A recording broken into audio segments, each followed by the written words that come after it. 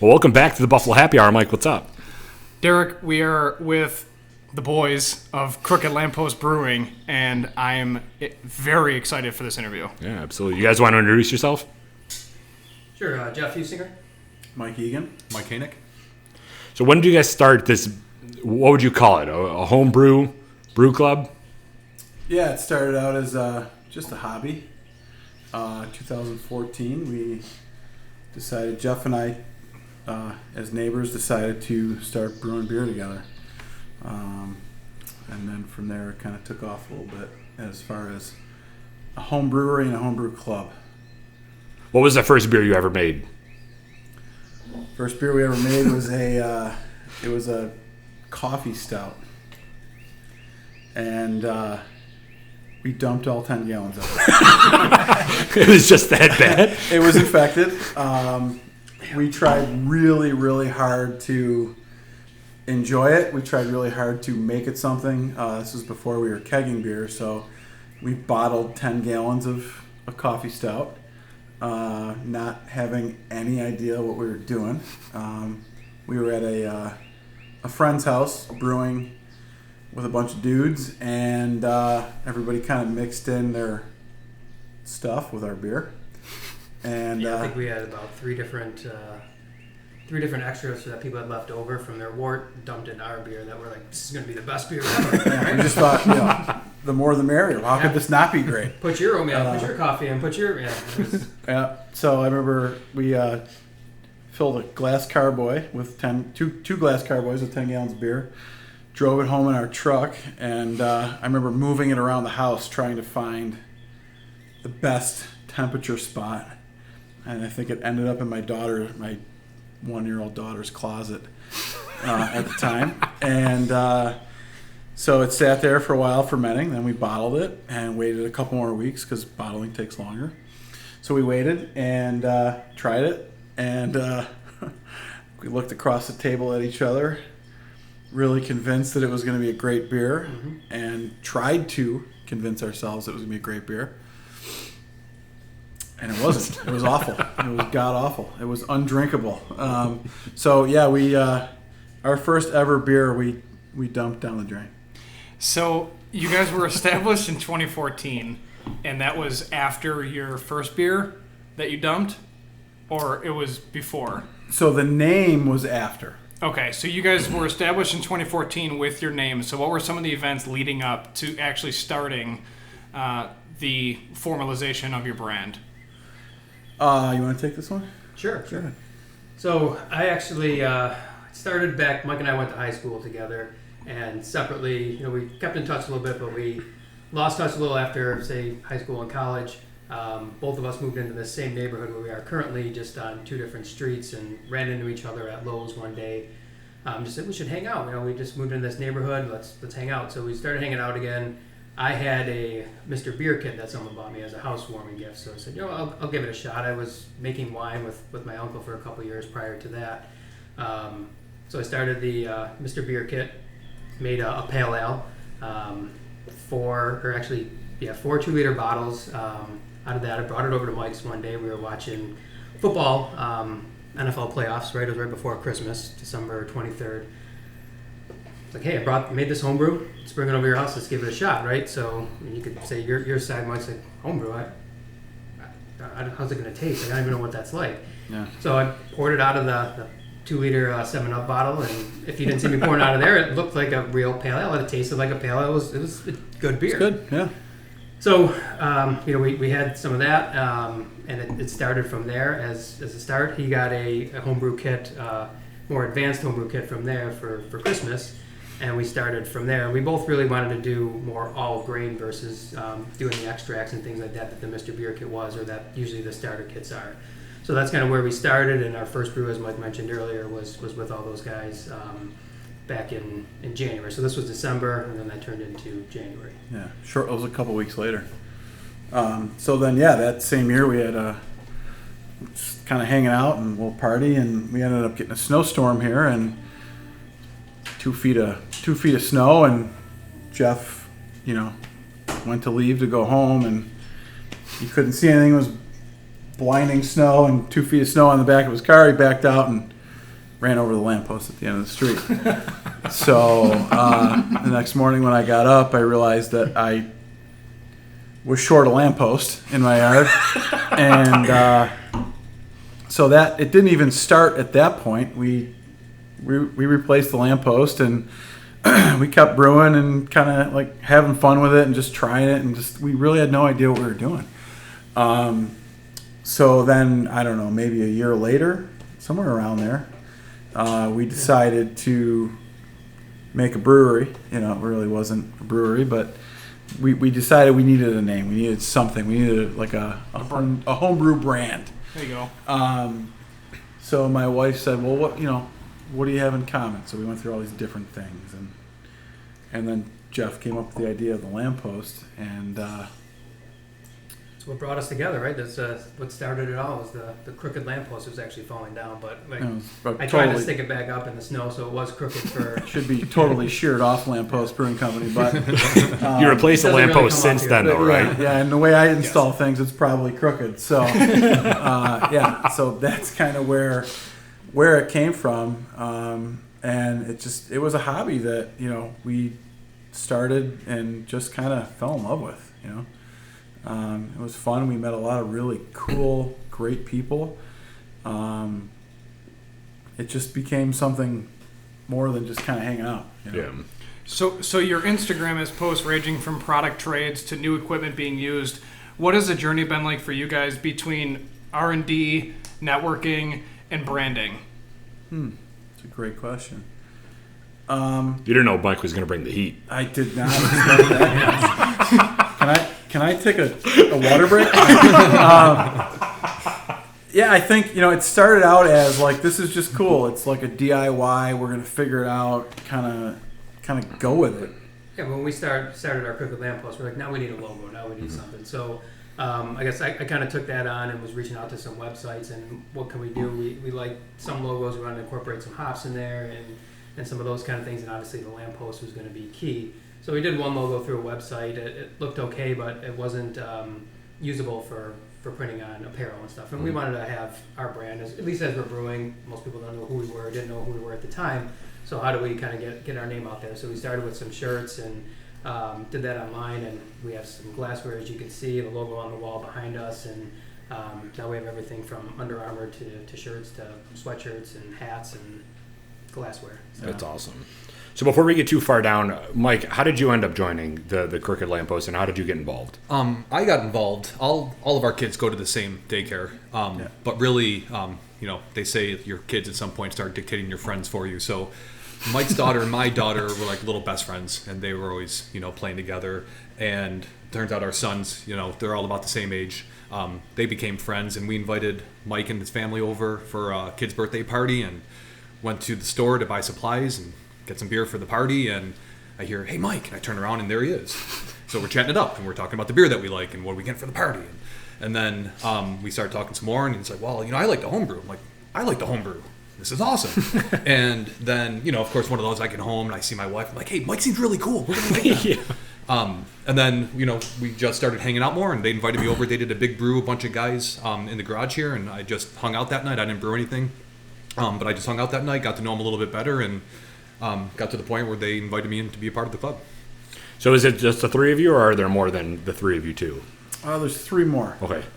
We are, I would say, a non-traditional homebrew club. Most homebrew clubs are very, very, they are very inclusive and very big. We've kind of just kept ourselves small by design. We enjoy the camaraderie that we have and just kind of hanging with the people that we know. There's tons of great brewers out there. There's tons of amazing people that get into this hobby. But we've just kind of stuck with ourselves, which is different. It's unusual. And not to say that there's not tons of people out there we could bring in. There's so many great brewers. But it's just been kind of the six of us for, I don't know, the last 3 years maybe.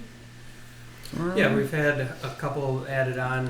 One of the guys couldn't be here; he just had his second child, so he couldn't make it this week. And another guy lives out close to Fredonia, so he wasn't able to make it. And then the third member had something else going on too that he couldn't make it. So, Also a new father. Yeah. but all of us are pretty close friends, either from work or through each other. So it's a nice tight, or even the neighborhood. So one of the other guys is right around the corner from us. So.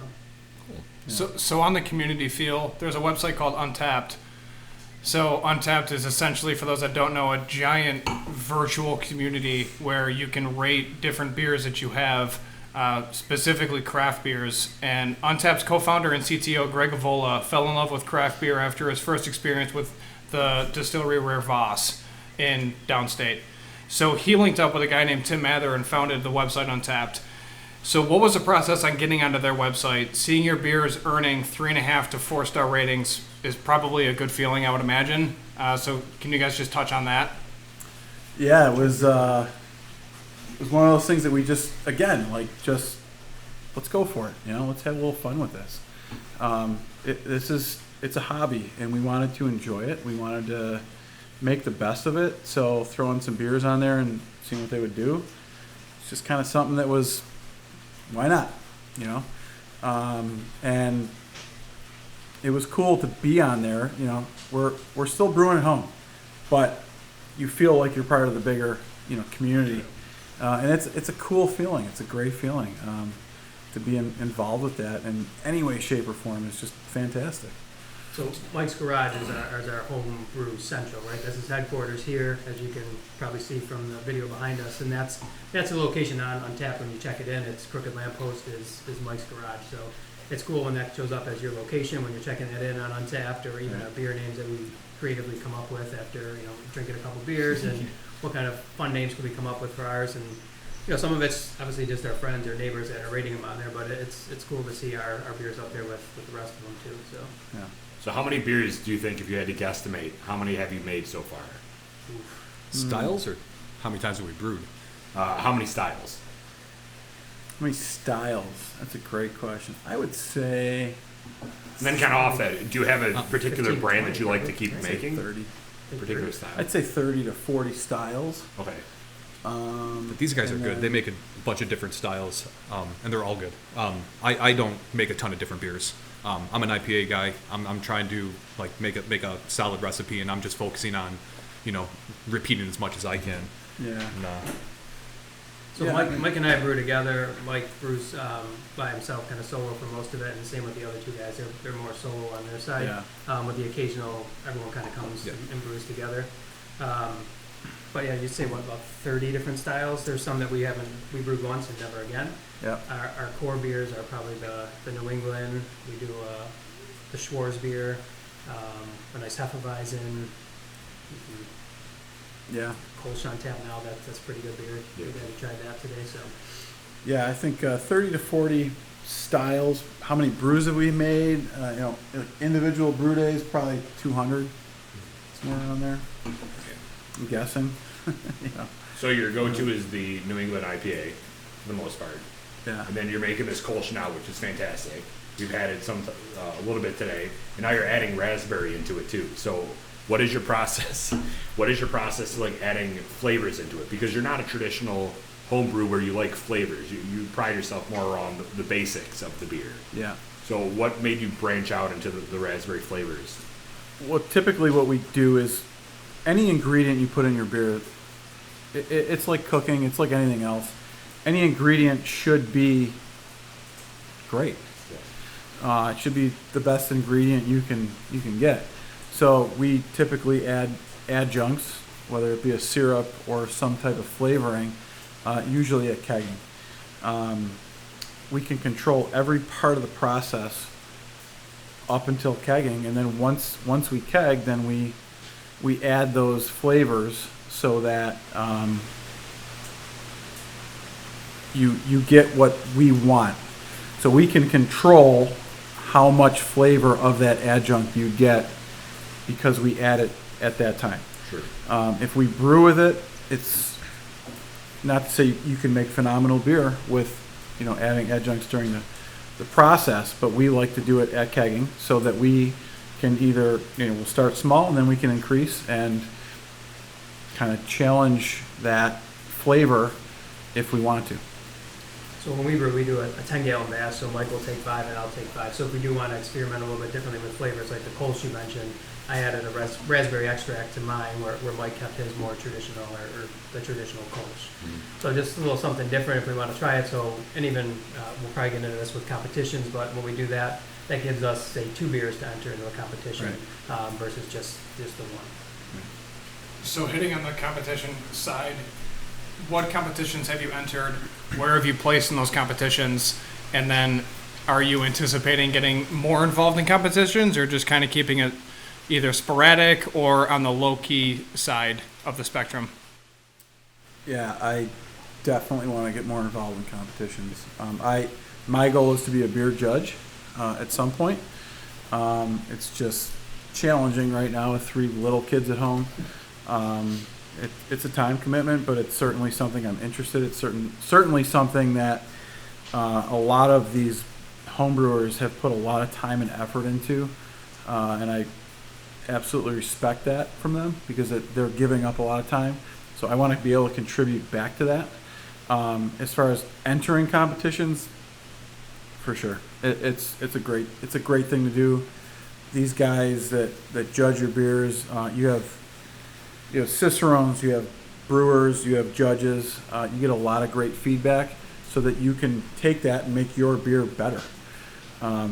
So as far as our club joining and entering competitions, we're very focused on that. It's something that we, I think, take pride in, and we really, really have enjoyed because it just, there's a lot of great things that come with it. And again, it goes back to that sense of community. You're entering something with a lot of like-minded people that want to do the same thing you're doing, and you get immediate feedback. It's great. It's a fantastic community to be involved in. Can you talk about the awards that you've won so far? Yeah. I mean, there's a ton of them up there, so I don't know if we can go through all of them. Yeah. We'll only talk about the first place ones. Yeah. I mean, we've been very fortunate. Our first award was in 2016. We were, I think, both surprised by it. Brewing at first, like we talked about, was just kind of this hobby that we just kind of did, and then it slowly evolved into a passion. And with that, and a big part of that was because of the competition. When you get feedback that, hey, you're really you're doing something pretty good here. It's like, okay, well, maybe I can do more of this. So we were just, I don't know, Jeff and I could speak for us, and I know you could speak to this too because you're in the same boat. We just wanted more. Mike only wins gold medals, so. Yeah, Mike, his win percentage is bronze and silver this year. off the We started with charts. some bronze when we started, but Mike, rightfully so, started with a gold medal, so you can tell him your side. Yeah, they got me into AWOG last year, Amber Waves of Grain, my first competition, and they said they were going to enter it, and they were preparing for it, and I had a porter that I had on tap, and it's one of my favorite beers that I make. I'm really proud of it. And I said, okay, so I bottled it and put it in 2 different categories. And in one of the categories, I think it was American Dark Ale, I ended up winning the gold medal, which was awesome. And I did not see it coming. I just entered I wanted the feedback. I wanted some as objective feedback as I could get. And then ultimately, at the end of the night, I got 4th place. I got an honorable mention for Best of Show. And that right there, then we start making plans for, the Erie County Fair, AWOG next year. And, just once you get the taste of it, it's pretty cool. Yeah, a lot of our competitions are local, but we do some that are out of state, and even we throw in a couple beers into nationals too. So haven't fared as well as we have locally in nearby states, but I mean that's a goal of ours, right? Is to place in nationals as well. So Yeah, national medals, bragging rights. Yeah, absolutely. So that's we've kind of shied away from that because shipping is a lot. It's a lot to package and do, and then if you win, you have to re-brew that beer again, which is totally doable, but we've kind of shied away from that. A lot of it's timing too. Mm-hmm. Again, full-time jobs, full-time dads, So brewing multiple beers for multiple competitions can be very challenging. So like Jeff said earlier, sometimes it's about creativity. You can brew one beer, but add something to it to enter it into multiple categories. And that can give you a better chance of winning. So. Good deal. That's super exciting. Yeah, it's a blast. It really is. Yeah. It's a great time. So because you guys are a homebrew, how has the community support been for you guys? Are you the spot to come to, or do people just kind of wait for beer to be ready, or is it just a nonstop party? Because where I'm from, it would just be a nonstop party. Well, That's I'm old, neighborhood. and we've got kids. Party's got to stop at some point. So the party usually stops pretty early. But there are nights where, yeah, it's again, beer is community, man. It's just being able to hang together And our neighborhood has a good group that's kind of similar to us in age and with kids and things like that. So a lot of them will come by, and the setup that Mike has here, it's really just, it's the neighborhood brewery for people where they hang out and where the beers are on tap. I mean, they don't know if they see us brewing, they'll stop in and they'll chat with us for a while and have a beer or two. And kids will run around. there's parties that we have here, or I wouldn't be surprised when now it's raining, but I wouldn't be surprised if someone was to show up during this to have a beer. So, right, it's a Friday night, it's going for a walk, and that's usually all it is. Mike's always out in the garage, so it's basically come in and have a beer. Yeah, we want people to be here. Right. We want to make the best beer we can and have just fun enjoying each other's company. Have you ever thought about selling, like going commercial with it and getting your own building and starting to do it on your own, or is that not a thought yet for you guys? Every day. Yeah, every day. Yeah, we talk about it all the time. You know, we dream, we kind of go over plans and how we would do it, and yeah, it's certainly always a possibility. It's the time commitment, with the families and things like that. I mean, we love it. We've done a few events, so kind of back to our homebrew club, where beerology. So for those of you that don't know, Buffalo Science Museum puts on a beerology event every year. So we started volunteering through another homebrew club that we used to be part of, or that we're still part of, but that we used to belong to, that was able to get their foot in the door first. And we volunteered to pour for breweries that couldn't make it, say from out of state. And just the feedback, you're giving people beer, they're happy, right? So here's a beer, they're big smile on their face, great. So Mike was able to talk to the woman that runs it and say, we're a homebrew club. Is there anything we can do as a homebrew club that we can be in beerology? So we came up with an idea of brewing the exact same beer, but putting a different yeast in it. So we had 4 different beers brewed exactly the same way. The only thing that was different was the different yeast of each one. So it was an educational piece. With beerology being the science museum, we want to teach people about beer and educate them. So how does yeast really affect the flavor of beer? Everything's exactly the same except for the yeast. And it tasted like 4 different beers. So we had our own table there. So that was really our first kind of public outing, I think is where it was. And Mike was there with us too. So all of us, and we had a couple other guys pouring with us. And people came to our table. We had a great location, and like, who are you guys? We're Eden, New York. I never heard of you guys. I'm like, we're a homebrew club. So we're really just kind of educating them. And the feedback we got was great. So our beers were out by 8:30. The event goes until 10 o'clock. Wow. So we out of our beers. And last year we had another table, and if you guys want to talk about what we did last year. Yeah, we had a Randall that we used. So basically, when it came out of the tap or out of the keg, it would go through this device that we would add flavoring agent to it, and then that would come out of the tap. So eventually, ultimately we had a schedule. It was 4 hours long. There's a VIP for the first hour, and then 3 hours for the public. That we were going to do a different flavoring agent each hour, and hopefully people would come back and try the same beer, but different flavor to it. So we had the base on one side and then the flavor on the other. We started off with mango, which was great, and then we switched to hops, which totally blew up in our face. The Randall clogged. We couldn't get the beer out, and our last one we that we were can edit going to that do. part out, right? So nothing went wrong. That was totally cool. It was great. Oh no, I'll tell the truth. So then, the last thing that we were going to do was Swedish fish. And people were literally setting alarms on their phones to come back at 9 o'clock because they really wanted to try the Swedish fish. So when the hops didn't work out, we said, forget about it. We're just doing the Swedish fish. We cleared it out real quick, threw it in there, and everybody loved it. We were like among all these commercial brewers, and we had easily the longest line that just never died down, where Mike was pouring the Swedish fish, on the tap, and we would fill up pitchers of the base. We were going to people in line and explaining what our process was, what we were doing here. Try this. When you get to the front of the line, it's going to be the same beer, but it's going to taste totally different. So then they got to have one while they were waiting, and then when they got to the front, they got the one that they really wanted. Sure. Yeah, people were other breweries, or Mike mentioned the professional breweries are coming up. What are you guys doing? You have the longest line at your outlet. Wow.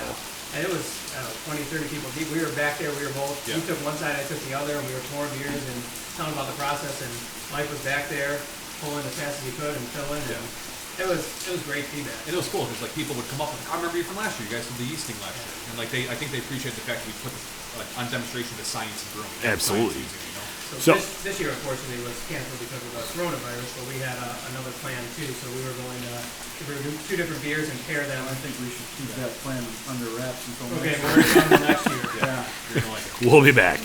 So, has there ever been, and I don't know the legalities behind it, but is there a possibility for you to basically sell your beer to a bar or something for them to sell it, or is that not something that can happen? Not at this Okay. point. We would have to be We can give our beer licensed away as for a free. brewery to do it. Okay. So something like beerology, we're underneath the insurance of the silence. Sure. So we can't make a profit off it. We can give it away.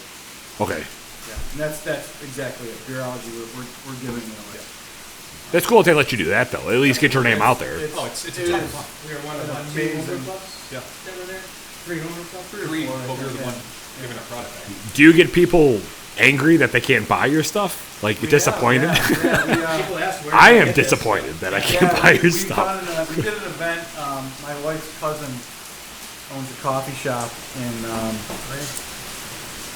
in South Buffalo, Old First Ward area, and we brewed a coffee stout there, and it went really fast, and people just kept coming up asking just that, where can we buy this, and where do I get it, and the response was, well, you can hang out in the garage if you want, we can't sell it to you, but come on over. So that went fast. It was great. It's a great experience. That's great. Yeah, I mean, we've had a lot of your stuff today, and it's just something that you have to try. So next time, you're all on social media and everything, right? So do you post what kind of beers you have? Instagram only. Yeah. Do you post what kind of beers you like are making, or? Yeah, usually during a brew day we'll post what's being made. I'm not the best social media guy, but yeah, we usually try to post. Just putting their stuff about the equipment too, so some of the process, right? So you're doing different stages of the brew process to go through, and different photos of that or videos, Yep. whether you're crushing grain or mashing in or those kind of things. Sure. So, for you guys, outside of posting on social media with Instagram only, getting more into competitions and then trying to get your name out there as well, what else would be the next step other than just kind of maintaining course? So we do a lot of education too, and some even internal competition. So the education piece we did, about 2 years ago, I think, we did a off-flavor tasting night. So we purchased a kit, which are off flavors in beer. So when a beer is either infected or something's wrong with it, there's certain flavors that it gives off, and that's what the judges are looking for when they're scoring your beer. So we purchased a kit to purposely put those into a beer where we can learn and kind of better train our palates, if you will, to recognize those. So things that happen either during the brew or during fermentation or during bottling and those kind of process that can affect your beer. And we went through and we were able to score and kind of, this is what oxidation tastes like, or this is what this off flavor tastes like. And I think it's made us better brewers and maybe even increased our palate. So we don't just drink and brew, we do a little bit of education to kind of teach us something as we're going. And then more recently, I don't know if you guys want to talk about this, we did an internal kind of competition for one of our buddies that was having a baby. Yeah. Yeah, his wife really wanted a New England. So what we decided to do is we all brewed. We made 3 different New England sessions, which was our goal. We brought it up. We weren't allowed to drink them, until the night of, but we brought them all over. We mixed in 3 commercial New Englands, and we did a blind tasting and taking notes, judging, giving it our own personal score, and then we talked about each beer by beer, what we thought about it, and then the answer was revealed to us. And just things like that, little competitions for us to keep it fun. One time we did a food pairing. That's when I first got involved. Yep. We did a food pairing where everybody took a different course of the meal, had a beer that they made, and then paired it with whatever they wanted. So So who ended up winning the beer competition? A lot of commercial silence brew, here. but I think they cheated. They knew it was Well, coming. no, unfortunately, the commercial beer won. Yeah. And then Mike and I brew came in second, and Mike's came in third, and then two of the commercial beers. It was just a fun competition Yeah. because you didn't know whose beer was what, so everyone was objectively scoring these beers, and even critical of their own beer if that was the case. So it was a score on a scale of 1 to 10, where we had to pick either the home brew or a commercial brew, and if it was a home brew, who was the home brewer? So Mike's wife, who is not pictured off camera, if you will, she was the one graciously poured for us and did not tell us anything. So each one of us brought a commercial beer or more than one representation, put them all in the house, and we didn't know which one she chose. So they came out, and they were all New England style, and it was objective. It was a fun competition just to not know whose was what, and just kind of, I guess, judge your beer against a commercial representation that people are paying money for and buying. So when you look at a New England IPA, how is there a reference to go off of, like the percentages or any type of like recipe that you have to mirror in order to consider it a New England IPA, or is it whatever you feel like it? It's always a hazy kind of. This is a New England that I have here. This is actually the one from the competition. It's going to be a hazy kind of tone with some flaked oats or flaked wheats that give it that kind of hazy tone there. And then there's hops. There's a lot of dry hopping that comes involved. That happens during fermentation or in the keg. Very little hops during the boil. Yeah, it gives a lot of aroma. It's more that aroma versus that, and it's usually tends to be a little sweeter, a little smoother versus a West Coast IPA that's a little bit more bite to it, and it'll be a little bit cleaner or a little bit clearer, I should say, on that side from the West Coast versus the New England. It's also a water chemistry beer. We adjust the water so that when it kind of rolls over your palate, it's smooth. It doesn't have a bite because of the salts that are put in during the boil. It just gives it a different sensation on your palate. So it makes it a smoother beer. Yeah, talking about water, you do a very unique process by reverse osmosing your water, right? You want to talk about that? What made you do that process and how that differentiates from other breweries? Yeah, it's easy to do on a homebrew scale. Okay. You can buy a reverse osmosis kit for $150 and get great results from it. Large breweries, it's going to cost a lot more. Sure. So it's real easy to do. We as homebrewers, we have a lot of flexibility that sometimes big breweries or even craft breweries don't have. So yeah, every beer we brew is a reverse osmosis. The water starts as reverse osmosis, and ultimately what that does is it strips the water down so that we can build it back up. Mm-hmm. We can build any water profile. So different beers have different water profiles. So we try to adjust our water to fit those beers so that it fits the style. You ever match a pH, whether it's salts or things like that we add just to change to the chemistry of that beer. So how long did it take you to figure out your own levels of different things? Was it like a 2 to 3 year time frame, or was it a little bit longer to really dial it in and be like, all right, this is similar to your New England where this is like our flagship, we have this thing, it's bulletproof. How long does it take to get to that process, or that point rather? That's a great question, because as homebrewers, you don't brew a beer every day. You know, Sure. Again, being dads and things like that. Sometimes we brew once a month. Sometimes we brew once a week. So you might brew a beer, our Schwarz beer, for example. And the last time we brewed that beer was September of 2019. So we'll brew it again in September of 2020. And every time we brew it, we make an adjustment. Certain beers, the New Englands, we always adjust them to try to tweak them to make them better. It could be grain, it could be water adjustments, it could be hops, it could be all the above. So it depends, I guess, to answer your question. The system is, I think, for the most part, dialed in. Our hot side is dialed in. We're, I think, pretty much there on our cold side for fermentation, but recipes usually adjust. So I think as a home brewer, being able to go back and So for our listeners, we're having a pretty intense rainstorm outside, and lightning just hit. Now thunder. Cheers to being back in Eden. Out here on the rolling hills. Drinking some Safe in beer. the brewery, don't worry. We got plenty of beer if stuff Yeah, goes we're wrong. grounded. We got lots of GFIs in here. So yeah, I think home brewing traditionally has been a little bit more difficult to kind of nail a recipe repeatedly. Yeah. So with the advent of electric brewing, I think it's gotten easier because you can hold temperatures, you can kind of repeat a process much easier than you could over an open flame or a propane tank, propane burner, I should say. So how's your note-taking process during the whole thing? So you're saying it takes 8 to 10 hours to get a brew day in. Mm-hmm. So is it one of those things where family stay inside, no one talk to me, let me go to work real quick, and then I'll see you for dinner, and then I'm going to start at like 4 in the morning? Awesome. Kind of. Okay. Sometimes, yeah. Yeah. Sometimes, yes. When competitions come around, it gets a little bit more serious because we really want to dial in, and that seems to be when usually the most mistakes happen. But, you know, it's one of those things, again, being electric, you can kind of walk away from some of it and know that it's going to stay. But there is a lot of attention that needs to be devoted to what you're doing.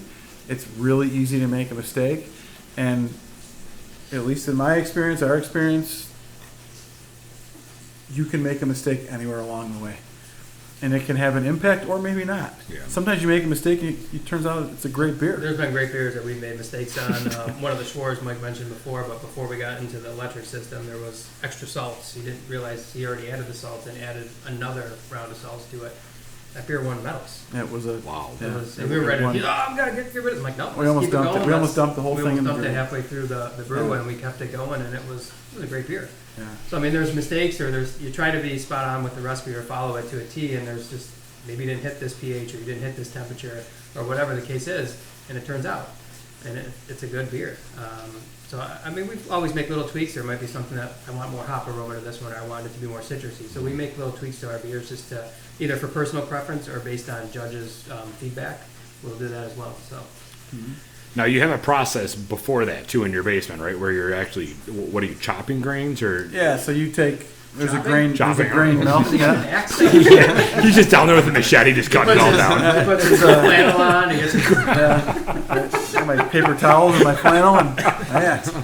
kind of brownie, man. You should have wore some flannels. Yeah, sure. Yeah, The except amount it's of 90 degrees. incidents that would have occurred by now is something we probably should not talk about.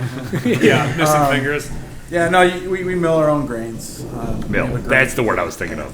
mill, chop. It's all good. Whatever. We mill our own grains in the basement. We keep them in the basement because temperatures fluctuate out here. So with Jeff and I brewing together, brewing in double batches, we buy most of our base grains in bulk, which is great because it saves us a lot of money. It's easier to have more, and we store them. You know, we try to keep all of the grains and most of our process as oxygen free as possible to keep things fresh. Are you guys able to say where you get some of your stuff from? Like, is it all within the state, or is it Oh, from yeah. you're waiting Yeah, for a that- semi to back into your driveway, or how does that No, work? no, we're not at that level yet. If I have it my way, we will be. We chop down all of our grains. Yeah, there you chop them all down. There's a farm in our backyard. Yeah, in the hills of North Boston, That's you'll right. see That's Mike. right. We have a hop farm and a grain yard. No, we Niagara Traditions is a homebrew shop in North Tonawanda, and they are consistently fantastic. They are always fresh. Everything they have is top notch. There's nothing you can say Or if they bad. don't have it in stock, they'll get it for They us get within a it. couple They're days. just unbelievable. They really are. So in that regard, who else have you used locally for different things regarding your brand? Like, have you used local businesses for your apparel? Have you Yep. used, outside of your ingredients, I guess you would say? Yeah, for your brews? Nickel City Designs does our shirts, Okay. and Double Eagle did some of ours too. Some of the embroidery for some of our shirts too. yeah, they're great. I mean, we can order 3 shirts and they customize them however we want. Right. Again, can't say anything. They're just fantastic. Just fantastic. So, Yeah. Do you have shirts available right now for people if they're listening to this and they wanted to purchase to help support? Do you have shirts available that you can ship out? No, we've kind of kept it in our club, but Nice. we could certainly do that if people wanted some. We usually have them made and ship them to friends and family and things like that. But if people wanted some, find us on Instagram and we'll get them out. So what is your Instagram handle so people can follow you guys? We're at Crooked Brews. At Crooked Brews. Yeah. Good deal. Yeah. I mean, if you get a semi coming in for different ingredients, you might want to move your lamppost. Yeah, well, even though it's already crooked. As long as Jeff's not driving, we're fine. Hey, I'm not driving the semi. So. Is there anything else that you guys would like to point out about your company or anything along those lines that maybe we didn't touch on? Because this is really, we want you guys to continue to advocate for your brand because you guys make incredible products. And Yeah, I think one thing that, we've talked about kind of doing is just getting more involved in the Buffalo beer community. A little more thunder there. Maybe that's a sign. I don't know. Is that a yes or a no? Shut it down. We are, Shut it down. That's enough. Close shop. You guys just stay at home. You don't need to be brewing beer publicly. I personally, I think it's one of those things that we're small. We're a small brew club. But I think I'd like to be known in the Buffalo beer community for making good beer. I'd like to be part of it in ways that we're not right now. We've reached out to some brewers that might start stopping over here for some feedback nights and things like that, where they can taste our beers and kind of go from there. So and giving back too. I'd love to give back to be able to donate beer or to use our beer to help organizations and things like that within our community to prosper and gain money to help other people. Have you guys been in touch with like Hamburg Brewing or the we really have close to home guys? We've brewed at Gene's, Gene McCarthy's, and then recently I've been in touch with one of the brewers from Thin Man, who is going to come out here. So it's kind of like we're at that beginning phase, just getting that started. And from Beerology, we met with 5 and 20 and Rusty Nickel. Those guys saw Eden, Great. and they're Super from great guys, Eden yeah. originally, Oh, or okay. they live in Eden. So it was, hey, let's do a collab for the Eden Corn Fest one of these years, right? So Nice. we're all for it. Like, just let us know when you guys want to, and we'll be there.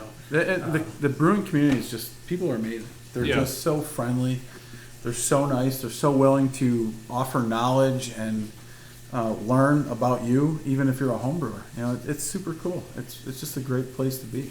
Even if you guys had 2 kegs of your New England at the Poorhouse, I mean, Right. that would just, locals can go in, drink it, and then you Yeah. get your name out there and they're like, all right, like that's the spot. Because most people from Eden go to the Poorhouse, Right. so it's, We'll give it away. I have no problem, because we'd have to give it away. yeah, It's right fine. now without being For now. licensed. Yeah, right, that's for fine. now. For now. yeah, We'll see where it goes, Yeah. But I'm happy to try it. Give me your feedback. I want to know. that's exciting. And that was what was cool about Beerology. It was just people's honest feedback. I mean, granted, you're giving them free beer, which everyone is. They paid for a ticket.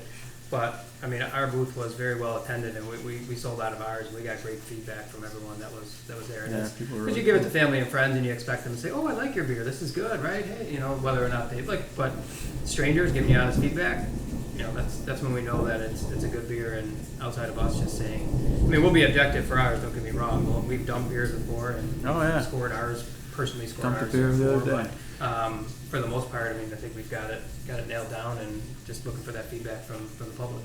do you guys have a large brand that you associate yourself closely with? Like we try to model ourselves after this company, or do you just try to be creative on your own? I think it's just on our own. Okay, cool. I think it's, again, kind of growing and bringing new people in, and it's, again, we're unique. We're not that big brew club, and it's I think that fosters our creativity, because we don't have to kind of go off of 50 or 100 people's opinions. We can meet small and we can talk about things. We always, every year, we collect dues as a club. So every year we take those dues and put them towards a home or a brewery tour. brewery tour. Brew I'll Buffalo, say home yeah. brewery tour. So we always try to, give back that way. There's so many great brewers in this area, and they're making better and better beers every day. And we'll So- wear our gear when we go out there, so like we'll start strike up a conversation with either the bartender or maybe even the brewer if that's the case, and it's just our way to get our name out there and then to support the local Support 'em, community. yeah. So Yeah. That's awesome. I mean, you guys have brewery standard equipment with a neighborhood Eden down to earth feel. Yeah. And it's sensational because it's the best of both worlds. You're getting good quality products, but you're not putting your nose up to other people. It's like, dude, come over, have a beer, let me know what you think of it, and then have some charcuterie board, and then leave. That's right. And it's honestly the way to do it, especially in our neck of the woods, because that's what most people are. You know, we're not sticking our nose up and talking about how great the mash bill is or something crazy. It's just like, yeah, man, this is a good beer. Let's get hammered off of it, have a fire in the back, and then maybe cut down a tree because we have the land. Yeah. And that's the way it should be. Come on over. That's it. And that's it. It's like beer's been around for thousands of years, you know. Sure. There's a reason for that. And I'm certainly not advocating we get smashed together in it, but at the same time, like we can sit down and have a couple beers and it's a great time. Oh yeah, we have neighbors that come over all the time, and there's a couple guys that play guitar, so it turns into a brewery in here. Like it's a little jam jet session. music night, Yeah. karaoke, whatever it is, and have some beer, some friends, and it's just a good time. So. Yeah, really talented neighbors that can play, you know. So we just hang, and if we can sing, we sing. If we can listen, we listen. You know, it's a great time. I mean, through this discussion, it's just even more. It just proves that you guys do this because you love to do it. I mean, you have been talking about how many medals you've won and how many people are disappointed that they can't buy your stuff, and you're like, we'll just sell it when we get to it. I mean, it's not a rush, which just makes us love it even more because you just care about the product that you put out. You're doing it for a hobby, and this is just one of those things that you guys are going to keep doing it because you love the community aspect of that, which I think speaks more volumes than how much you sell, because that's not what we care about here. It's about bringing people together to enjoy a nice beer and just chill out and have conversations, which is what we've done tonight. Yeah. No, that's it. This is like we wouldn't be here had we Yeah. not started this hobby, you know. And Same. yeah, it's twofold. Yeah, true. It's absolutely twofold, you know. And it's a wonderful thing. Like I could do this for the next 20 years. Right. Maybe without the sun behind us, You but guys have anything going on for the next? Oh, we'll be back. How long will your cameras run for? That's it, man. Really. They're plugged in, so however long we want. that's true. But honestly, thank you guys so much for letting us come out here and try your beers. Thank you. This has been a great time, and we look forward to seeing where you guys go in the future because you can only go up from here. Yeah. So Yeah, we will. Well, thanks for Thanks for coming out. Thank you. Absolutely. Thanks, guys. There's going to be some future collabs, so Oh, yeah. appreciate it. Great. For sure. For sure. Yeah. Cool. Yeah. No, that's great. I love it. Yeah. Cool. All right. Thanks, everyone.